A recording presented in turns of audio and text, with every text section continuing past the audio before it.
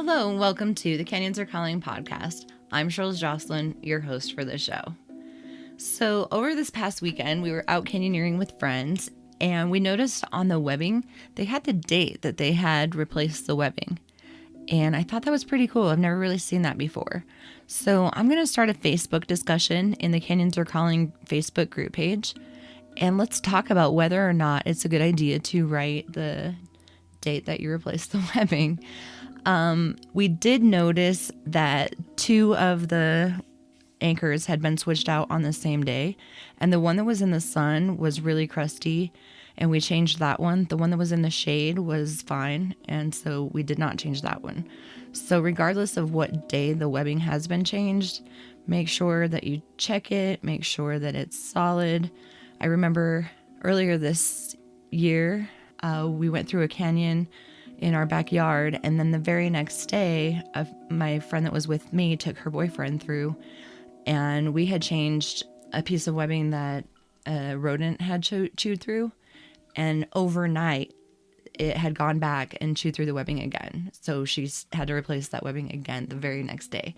So always check your anchors regardless of the day that it was replaced. But I'm just wondering if it's necessary or a good idea, not necessary, to write the date that it was on there. I thought that was interesting. I hadn't seen that before. So join us on our Facebook group page, The Canyons Are Calling, and I am going to launch that question with this episode.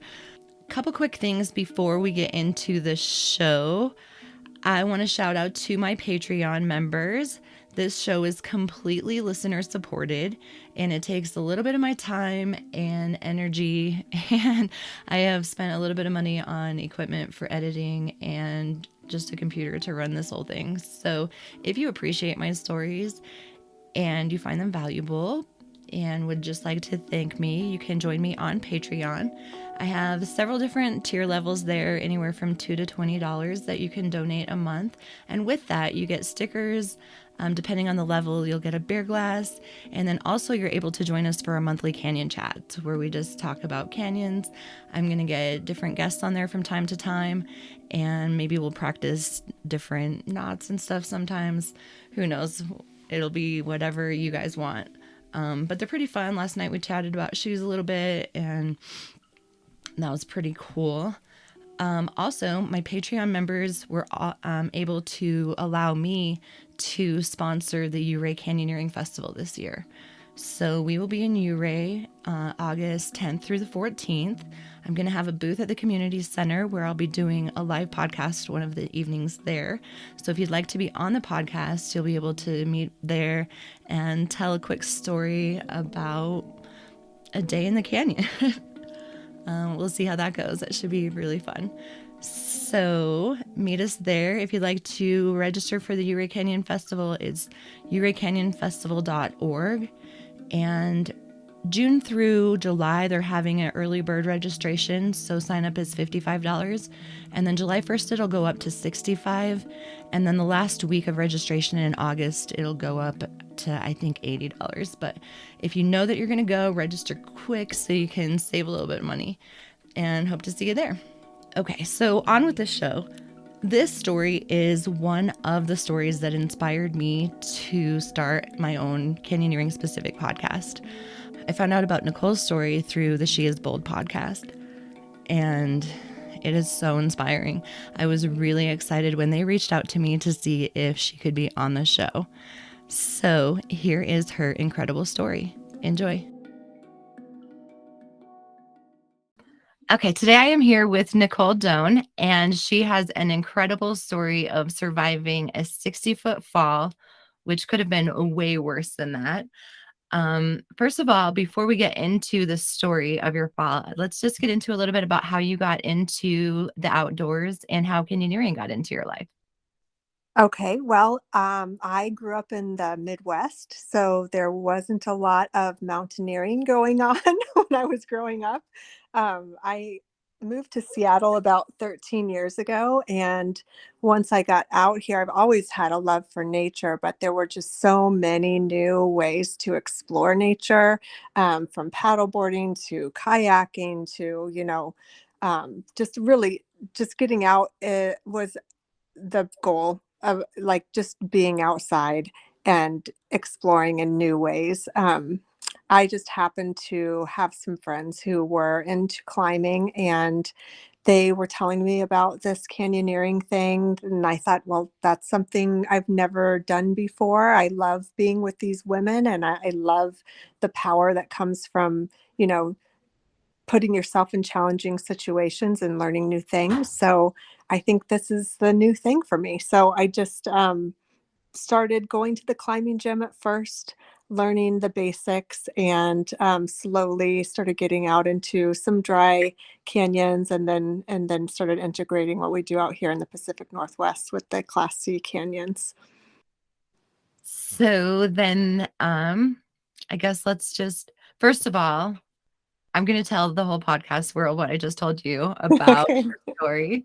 I first heard your story several years ago on the She Is Bold podcast. And if you haven't listened to that, you should check it out. I don't think she's recording anymore, but she has some amazing stories about women just being bold out there. And she recorded Nichole's story about her fall. And it was really one of the inspirations for me to start this podcast and center around canyoneering and canyoneering accidents. So I was really honored when they reached out to me to see if Nichole could be on this show. So that was exciting. So I don't know if you want to just jump into this sad story about your day. Yeah, it looking back on it now is such a not a sad story. It's kind of the impetus for the growth and, who I am today. So As I I'm said sad, I was like, that's not really the word I should have used because it's really so inspiring. And every time I watch your trailer, like it really brings tears to my eyes. You were such oh, an incredible woman. I don't know. I think, we don't know what we're made of until you're challenged with that, and you have to walk through it. You have no other choice but to just move forward. And Yeah, for sure. it's human beings are pretty resilient creatures if you have to be. So Right. yeah, it was 2017. It was a beautiful time in my life where I felt like I was stronger than I had ever been, not just physically, but kind of, coming into my own in my career and with my parenting and financial stability. Kind of everything was just aligned and almost perfect. And in one moment, just how much everything can change. It's just kind of crazy. But it was a day of a total eclipse, and we had all decided to go and hang on a rope in a canyon instead of sitting through traffic to get to Oregon to watch the eclipse like everyone else. So we, bought our eclipse glasses and hiked up to the top of Wallace Falls and got there just in time for us to sit down and have a nice little lunch while the eclipse was going on. And that was just very surreal. It felt a little bit eerie, but just kind of really bold to be in the woods and experiencing this in such a natural way. And we, shortly after put on our wetsuits and dropped into the canyon, and the sun came back out, and it was a bright, sunny August day.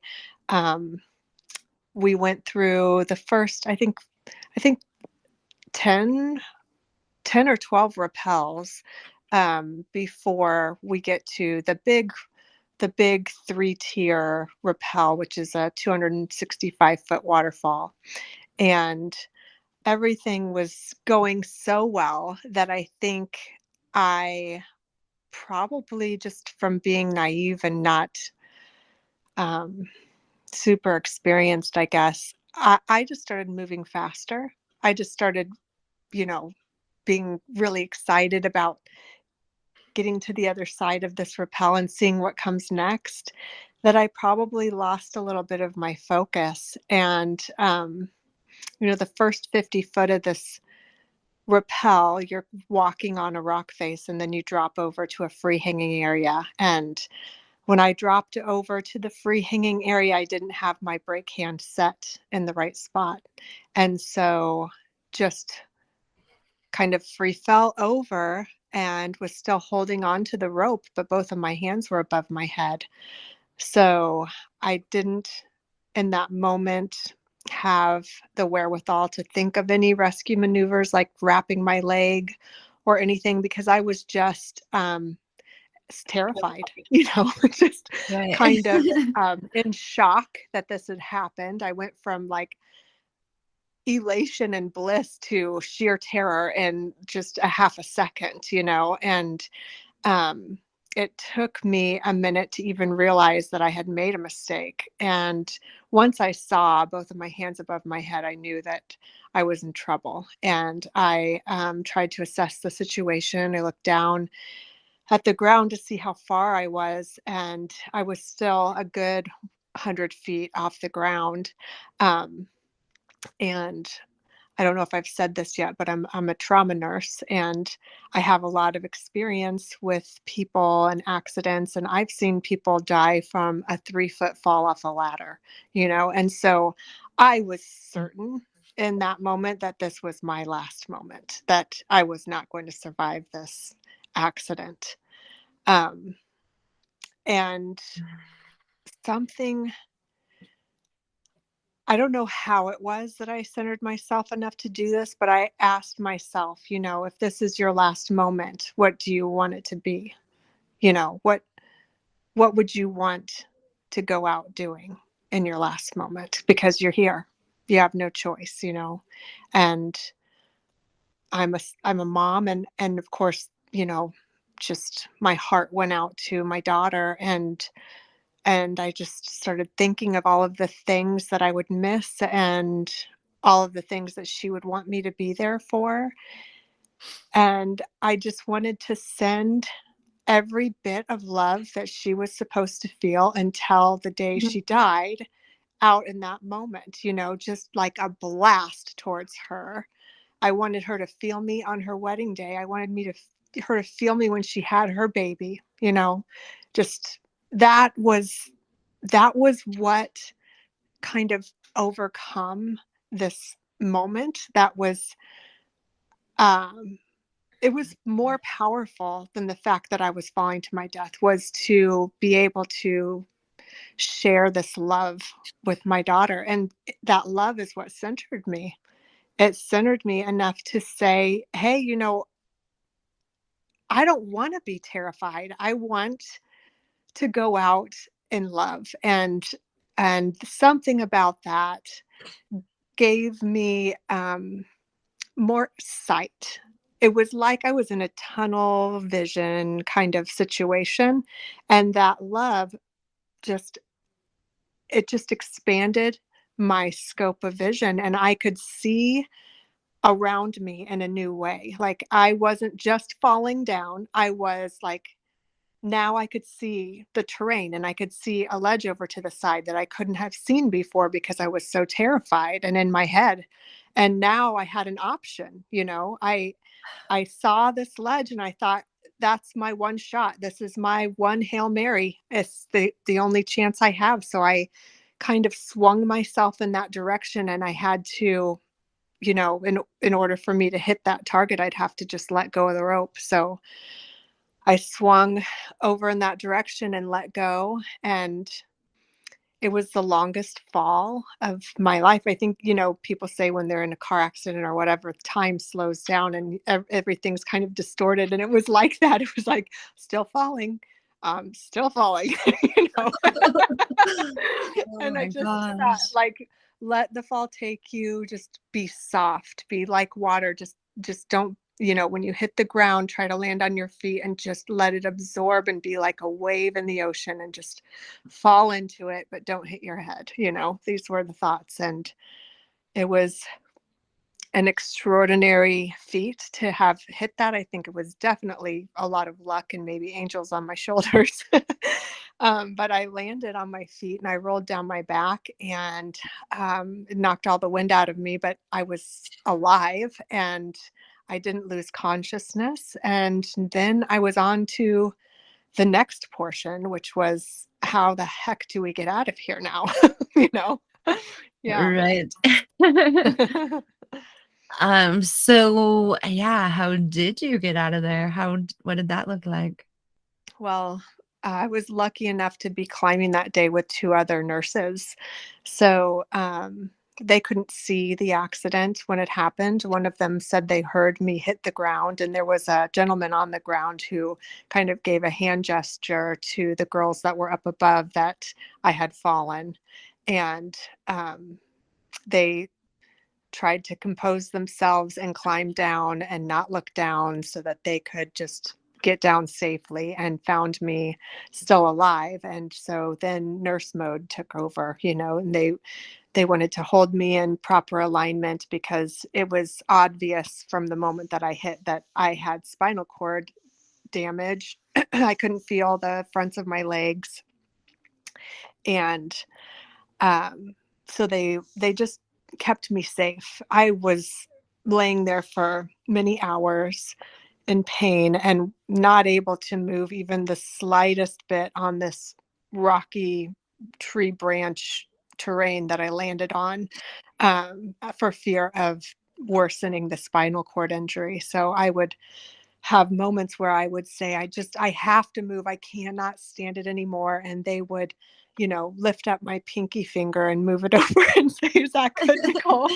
And I would be like, yeah, that's A little okay. better. Because as I understood what they were trying to do. But yeah, it was really just an orchestrated effort from the people that were holding me in place, keeping me safe, to the gentleman who was out on the slippery ledge, where he could get a signal to call for help.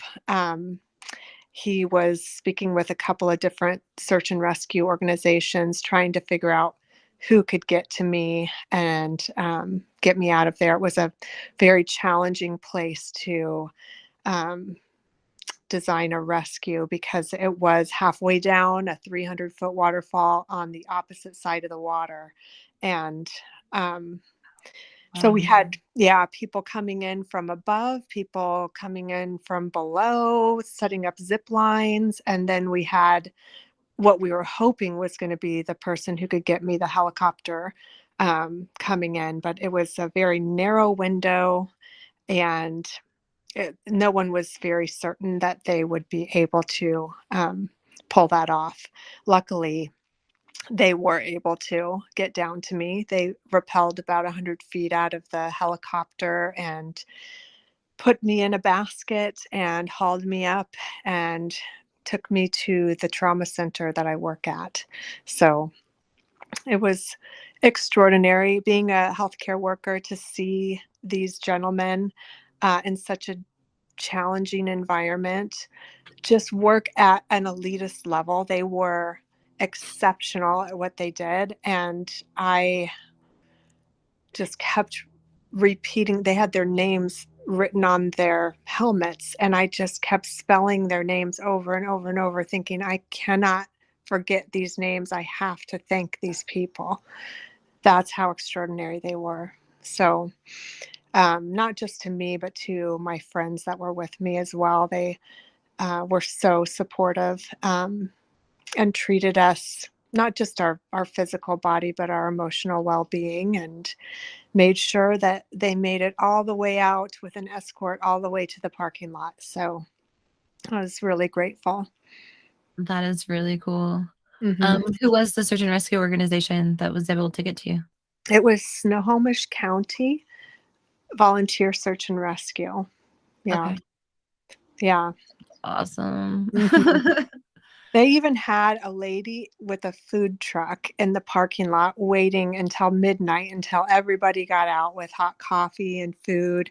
They were just extraordinary. They had one person assigned to each one of the members of the party to walk them out so that they'd have someone to process the day with. They thought of everything.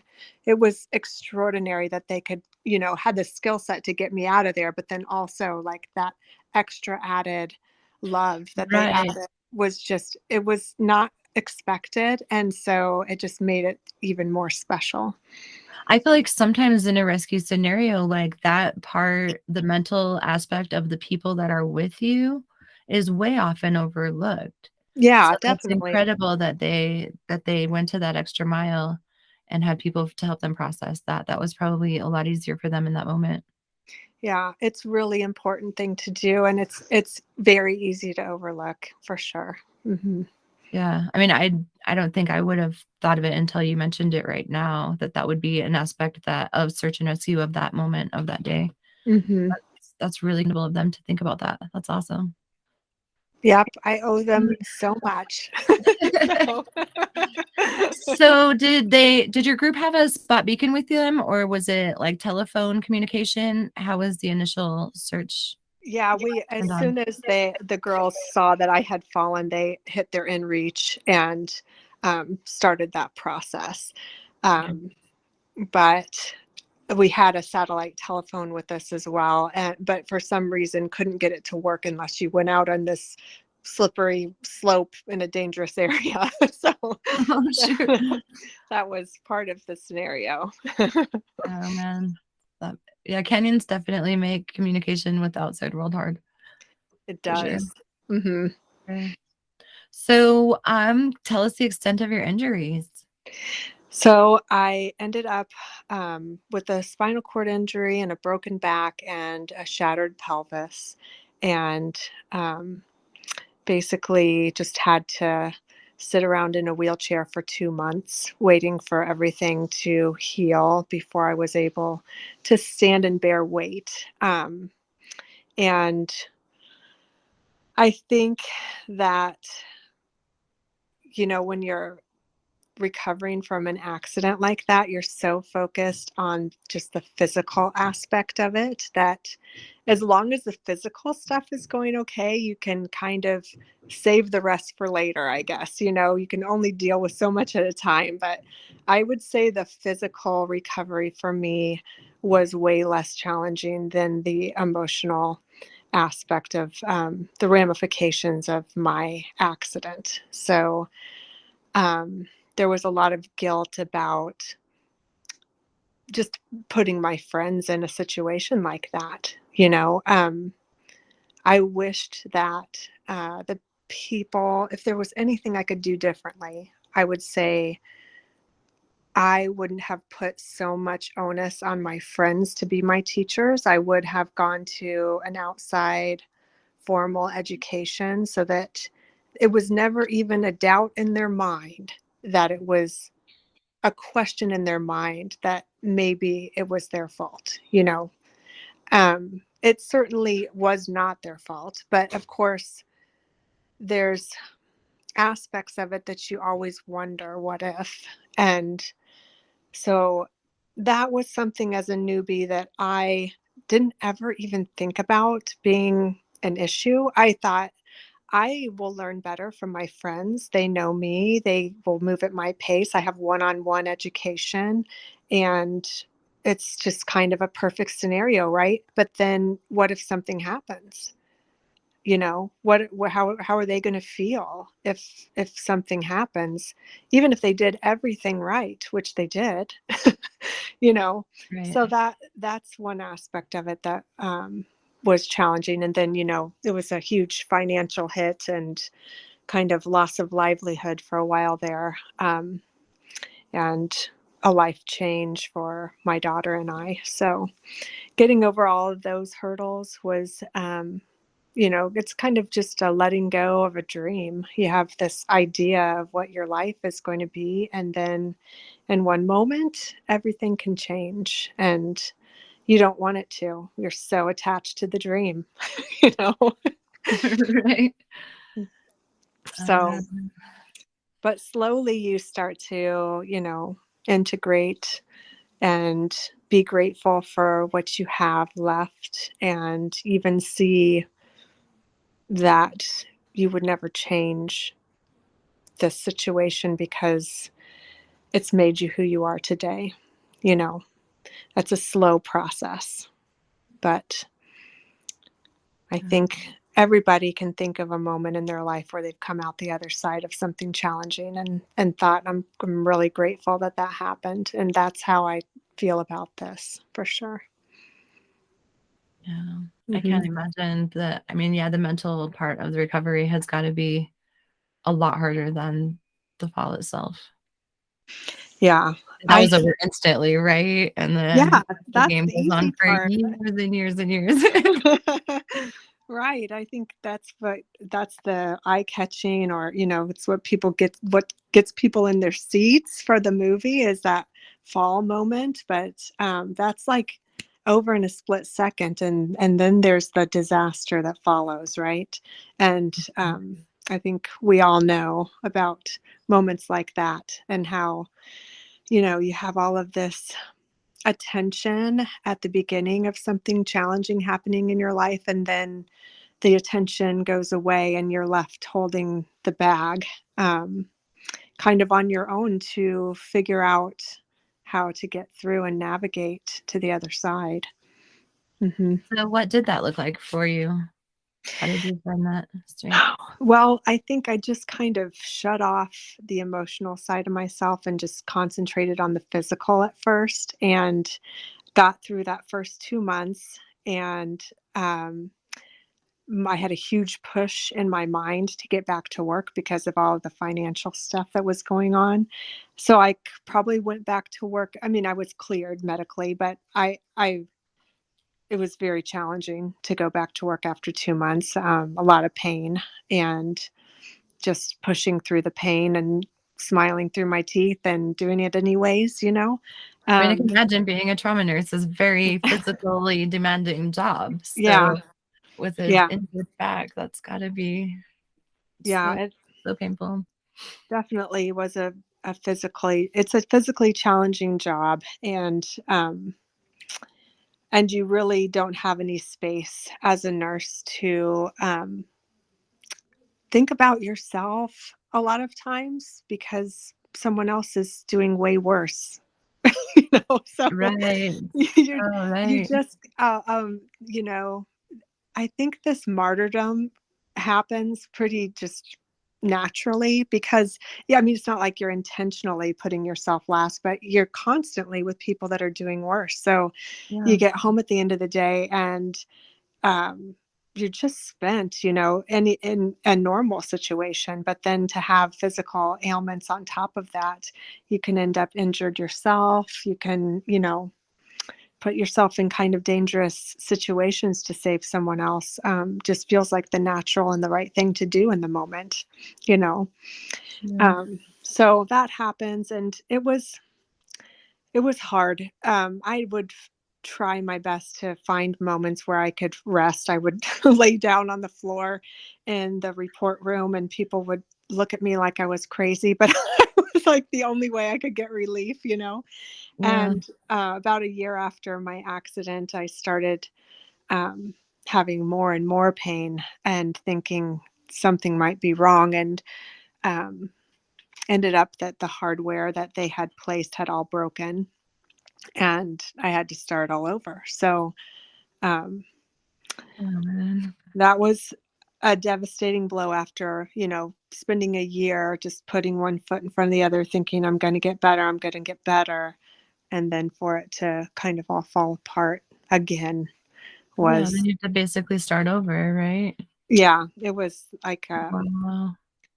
it was a devastating news to receive that I had to start over. But of course, I didn't have the trauma of the accident. It was just this surgery. So I ended up getting over that hurdle a lot quicker than I did the first one. But in your mind, you think, oh, it's going to be just like the last time. So Yeah. until I got over, until I got on the other side of that, it was dark. It was dark to be around Nichole for a while. Right. I can imagine. It's got to be hard. Yeah. I'm just But dealing with a pulled sciatica, and it's been 2 months, and I'm just like, I can't hike uphill with a backpack. This is annoying. And that's 2 months. It's not even a year, so I can't even imagine. oh, That's yeah. I mean, no frustrating. matter what it is, if it slows you down and if it keeps you from the things that you love, it's just not fair, you know? Yeah, right. It just Not at doesn't all. feel right. Not at all. Yeah. So what were some of the kind of things you would do to help get back into a more positive mindset? Well, I was very lucky to be invited to attend a yoga teacher training when I was still in my wheelchair. It was only a couple of weeks after my accident, and I decided, this is a probably a good move. I'll be around people that are positive and uplifting, and whether or not I feel it, to just surround yourself with that energy is probably a good thing. But I had a very strong yoga practice prior to my accident, and yoga had been the thing I always leaned on when I, needed emotional support. And so there was a lot of anxiety about going back into the yoga studio and not being able to get what I needed from it. Um, and so I just decided to go anyways, regardless. And I remember having the very first class, I had them set me in the front right hand corner of the studio so that no one could see my face, because I didn't know if I was going to break down or, what exactly was going to happen. But as soon as the room started breathing and everyone started getting into their groove, you just in a yoga studio can get swept into everyone else's energy. And that breath is so healing, just that being in the moment and feeling your body. It really had nothing to do with the yoga poses. It wasn't the reason why I was ever getting anything from it to begin with. And I couldn't have ever known that unless I was stuck in a wheelchair, unable to move my body. So that was a freedom and just this beautiful starting of an opening of like, life is so much more than the limitations that I had placed on it before. It's just amazing to be challenged and to have a widening of perspective. It makes you wonder, where else have I not seen things correctly. And then everything starts to become more vibrant around you. So that was the beginning, was this yoga teacher training, and that introduced me to this lovely lady named Baylee who was in film. She got to see my progress through the yoga teacher training, of being in the wheelchair to then standing up to finally actually doing yoga again. And we got partnered for our last little, we were supposed to teach a class together in the end. So we ended up getting partnered, and she asked me, could you tell me a little bit more about your accident? I've always been curious. And I had never told really anyone in the studio about it. I didn't want to be like a distraction from the class. So just gave her kind of, basic fell in the woods and now I'm getting better kind of story. But the more we got to know each other, the more I opened up, and she really wanted to do this documentary about my experience. And um, I don't know about you, but when I'm going through something hard, I don't want anybody to look at me. you know? Right. For So sure. my first reaction was absolutely not. And but I had this yearning to do something for search and rescue. I wanted to give them the gift of a lifetime and for what they had done for me. And I started thinking, if we could partner together and make this film about search and rescue, and make it some kind of a movie that they could use to promote safety and awareness, and maybe even throw some raisers for themselves, then maybe that would be a bigger gift than what I could do on my own. So we started out with no money and two girls with an idea, and it was supposed to be a 5-minute commercial, and now it's grown and grown and grown because people just keep volunteering and showing up for this project, in such huge ways that now it's a feature length film, and it's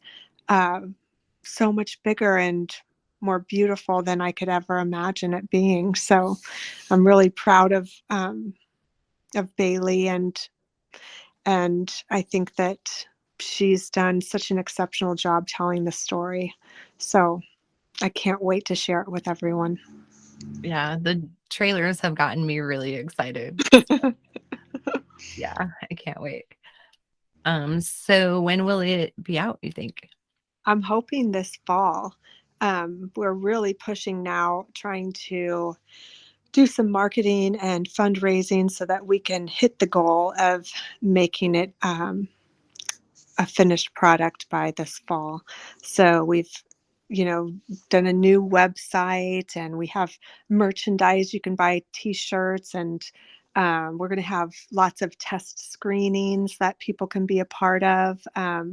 Definitely want to get the canyoning community's perspective on, you know, how we're representing the sport. I know that, being so close to a project, it's hard to see major errors in the way that you're telling a story. So we're going to get everybody's perspective and try to make sure that canyoning is portrayed in a truthful and honest light. It's hard because it's an accident. People that don't know anything about canyoning, I don't want them to think that this is a dangerous sport. I mean, of course, it's inherently dangerous, but there's so much that we do, um, as you know, Right, to to minimize mitigate the risk. risks. So, Yeah. yeah, we're looking for everybody's opinion on how we can make this movie really special for not just search and rescue, but for humans and humanity. So. So what's the website and how can people help support it? So the movie is called Where the Rope Ends, and the website is wheretheropeends.com. You can go to that website and you'll see everything that's going on with the film. You'll see links to all the different podcasts that we've done, and reach outs in the media. Also, you have the option to buy merchandise or host your own screening event if you'd like to. So any way Ooh. that you'd like to be involved, we'd love your feedback, and we'd love for you to share our message.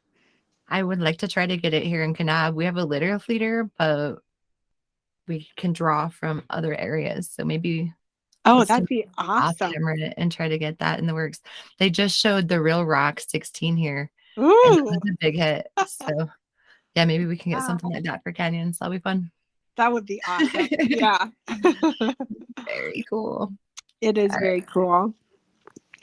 Yeah, I it's been a long journey, but I am really kind of back to mm, basically where I was before my accident. I just actually got back from Utah. We did a bunch of canyons in the North Wash and Capitol Reef area just a couple of days ago. So I'm really happy that it's been a long journey, but I'm finally to the point where I can find the peace that I used to find in the canyon.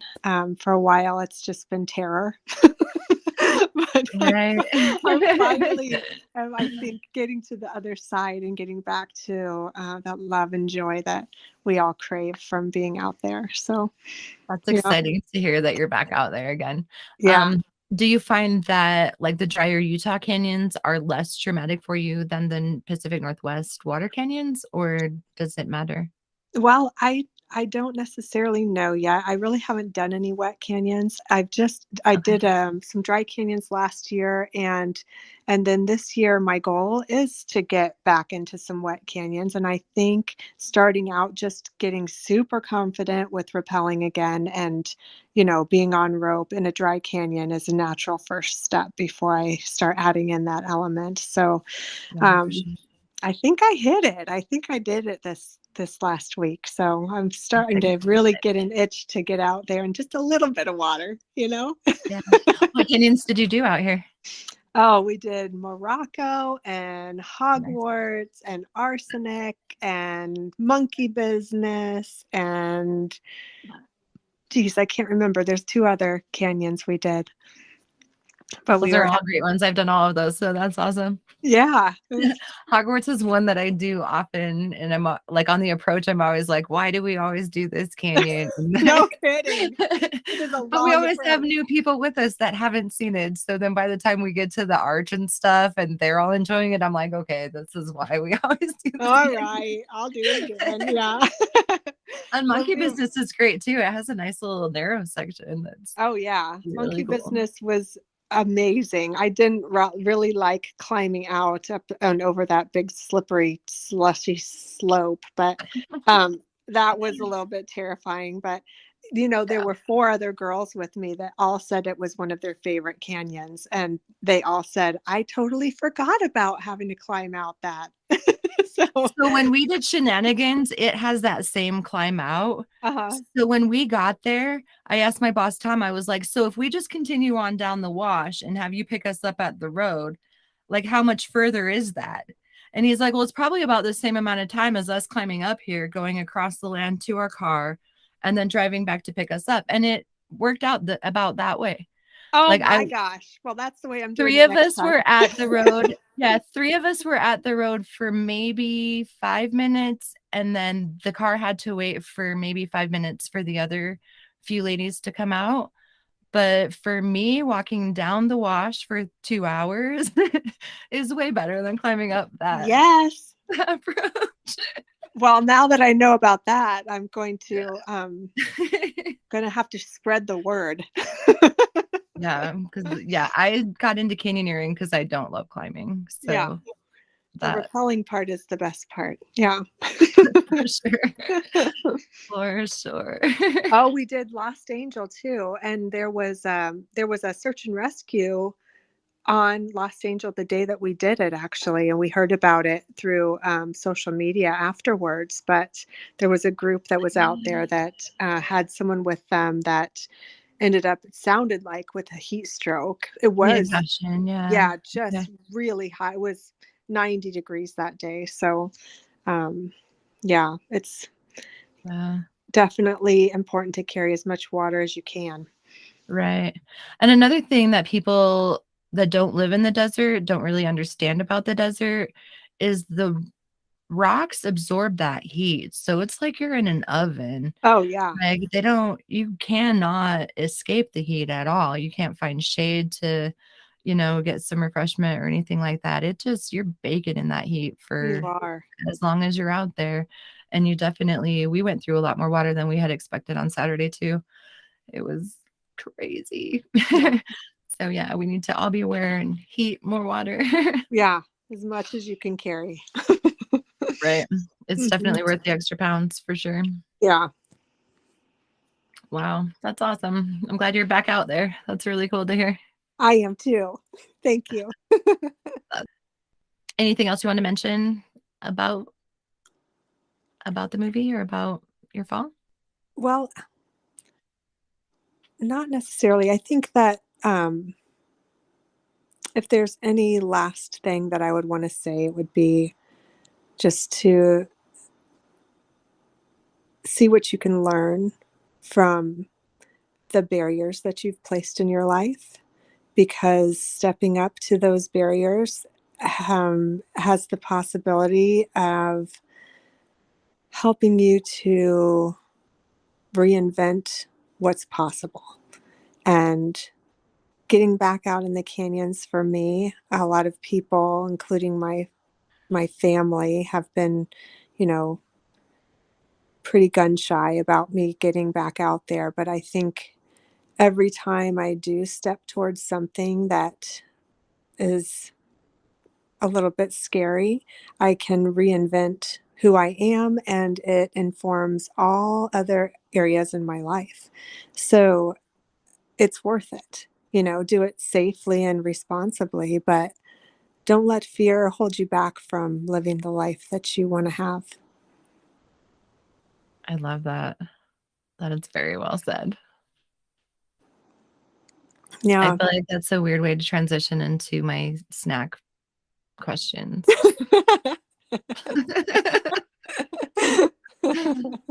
Super weird. Anyway.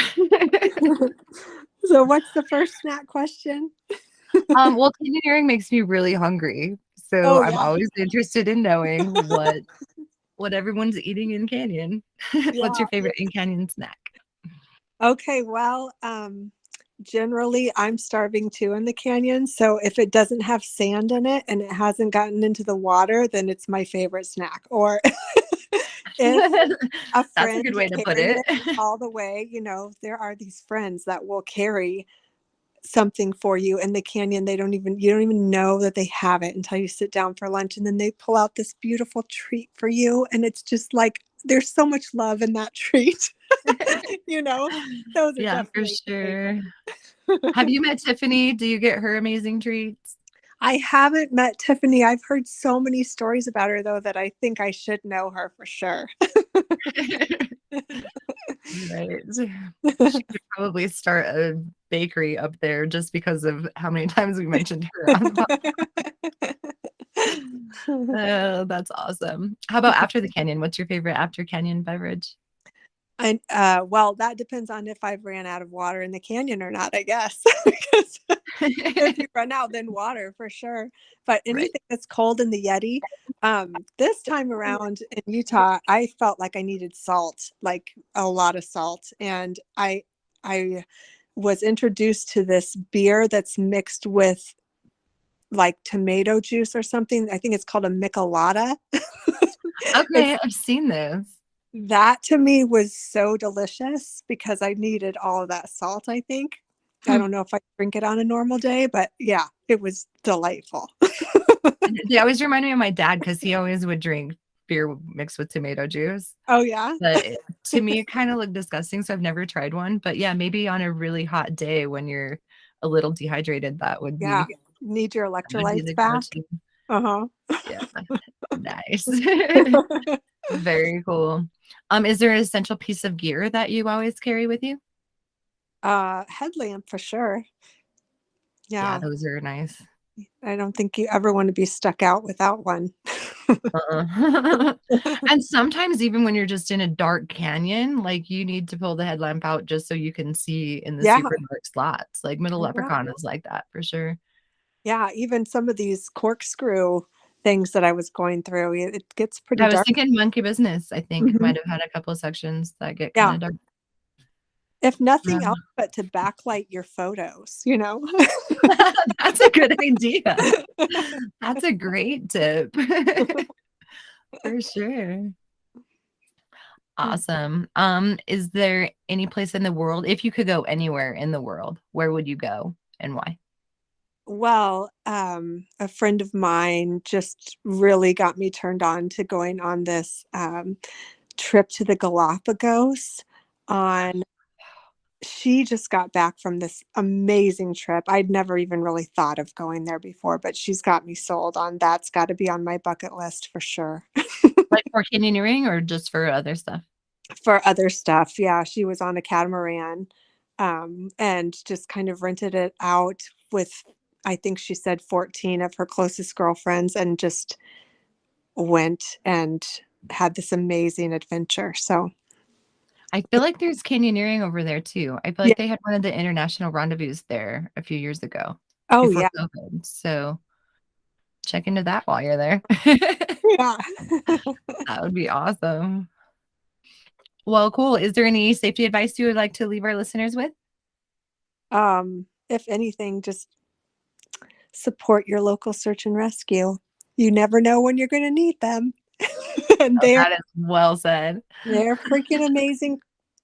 I mean, just the more I know about them, the more I fall in love with them. These people dedicate their whole life to saving others and don't ask for anything in return. And they're beautiful humans. So if you don't have the financial means to support them, then if you're listening to this podcast, you probably have the skill set to volunteer. So think Yeah. about it. They're an amazing group of people. Hmm. And they do a lot of training for you so you can get more skills too. Oh, yeah, for Part sure. of your as part of your volunteering, you get more knowledge. That's right. Pretty great. Okay, so one more time, what is the website for the movie? It And how is can people find you? www.wheretheropeends.com. Go check us out. Awesome. All right. Well, I think the canyons are calling. We should probably go. Oh, thank you so much. It's been just such a pleasure to speak with you. Thank you so much. Okay, what an incredible story. I love Nichole's strength and positive attitude through this whole thing. She mentions she had some dark sides, and I can imagine how hard that would be not to be able to do the things you love for so long. But I love hearing that she's back out there and she's doing canyons again. She did bring up a good point about training in the conversation. She mentions that she had learned how to canyoneer from her friends, and they had taught her what she knew at that point before she fell, and that her friends kind of felt a little bit of maybe survivor's guilt. I don't know if that's what you would call it, but because they didn't fall, and maybe they questioned if they had taught her well enough, and so I feel like if you're going to learn this sport and you're getting into it, you're learning from friends, go get some other training from some other people just to see maybe how they do it differently, and then make sure they cover all of the scenarios, because you never know what's going to happen. And maybe your friends know things that they're not teaching you just because they think that it's obvious. And then you come to a scenario where they get injured and you don't have them to help you and you can't get out of that situation. So I just encourage people to practice, and get as much training as you can from as many sources as you can, because it's different in everywhere you go. If you go in Seattle, it's different than it is when you come here to Zion. So practice and training. And don't rely just strictly on your friends, because then when an accident like this happens, so much guilt and bad feelings can be a result. So I just thought that was a good point that I wanted to reiterate. Go check out her website, wheretheropeends.com. They have some pretty cool t-shirts on there to help support their cause. You can also just make donation to them to help out the search and rescue. If you know a venue and would like to play the show somewhere to do a fundraiser for search and rescue, get a hold of Baylee and do that.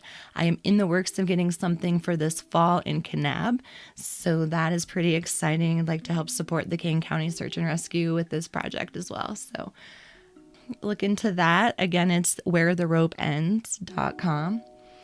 Also, if you have an idea for the show, just like they did, reach out to me at thecanyonsarecalling@gmail.com. I read all of the emails and appreciate every one of them. I don't always email back, but I do love them. I'm going to get better at emailing back. And I've had a lot of suggestions on there. I'm in the works of getting some stuff done. So if you have requested a show, I know somebody reached out about a climbing episode, and I'm in the works of trying to find somebody to fill that spot. So I just have not had success with that yet, but I'm working on it. I also have a few of the other interviews in the works, so you guys are going to be happy to hear those. Again, that's thecanyonsarecalling@gmail.com. You can also check out my website, thecanyonsarecalling.com, where you can get some beer glasses, stickers, and dog tug toys. And also listen to episodes. But if you listen anywhere else, honestly, it's more up to date. I'm a little behind on my episodes on the website. So enough of me rambling on. I'll see you in Ouray, August 10th through the 14th. Again, you can sign up at the OurayCanyonFestival.org. Have a great day. The canyons are calling. Gotta go.